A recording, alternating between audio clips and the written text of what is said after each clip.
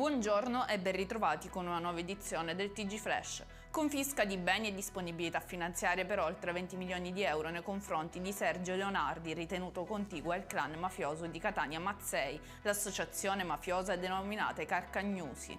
È diventata definitiva anche la confisca dei beni stimata in circa 127 milioni di euro per l'evasione fiscale dell'imprenditore marsalese Michele Angelo Di Cata.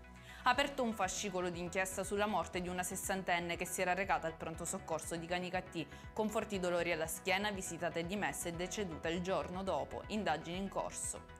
Si aggrava la posizione legale di Giovanni Luppino, l'autista di Matteo Messina Denaro, l'imprenditore da una prima accusa di favoreggiamento aggravato e ora imputato di associazione mafiosa.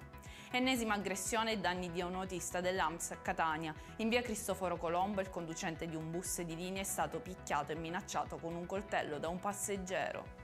Per questa edizione è tutto, il prossimo appuntamento questa sera alle ore 19:30. Arrivederci.